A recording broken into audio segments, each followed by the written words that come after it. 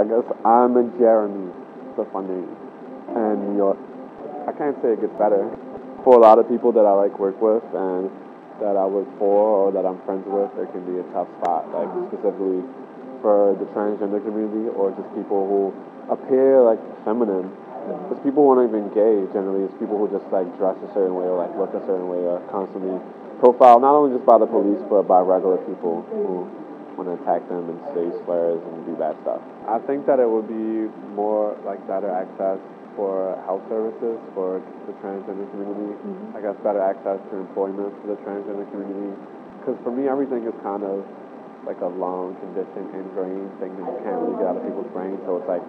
you know, you can do marriage or you can do this or that, but it still won't really change the attitudes that people face towards that. So if there was just some way that we could have a large national conversation and discussion about like first addressing those issues and pinpointing the issues that these are the issues that affect homeless people, or these are the issues that affect transgender people or homeless transgender issues, and kind of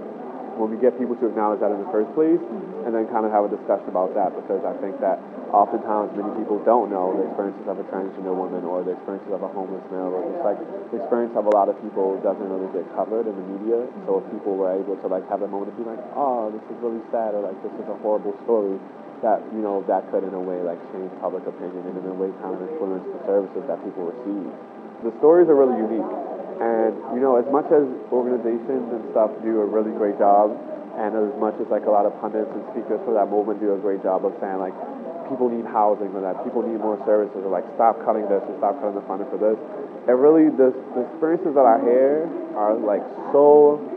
real and kind of just so sad and kind of heartbreaking. Like literally I work at a center in Harlem. It's kind of like a drop-in center, and people come in to kind of get tested and receive a bunch of other services. But like just the stories I hear, just for them to get there and just to like leave there, it's just kind of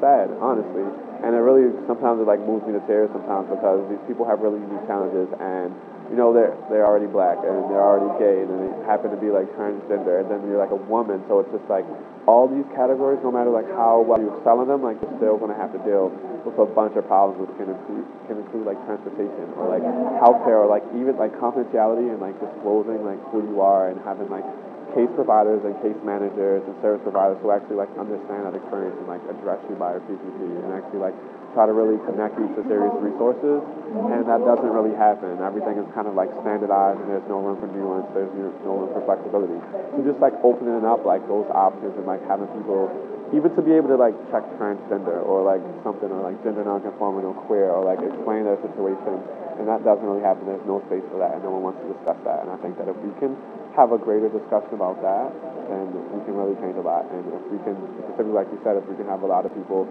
from that community just organize and say what they want, you know, because they have like really, I think, tangible needs and like tangible goals for stuff, and a lot of their like message gets lost in like the organizational message, and like the tangibles don't really get met. So if they can like actually talk about the short-term tangibles, that would be so cool. The message is just to kind of organize and stay together within, like, if there's a community that you're feeling ostracized from or marginalized from, then go and be a part of a community that really cares about you and accepts you and kind of articulates your point of view and feel comfortable with.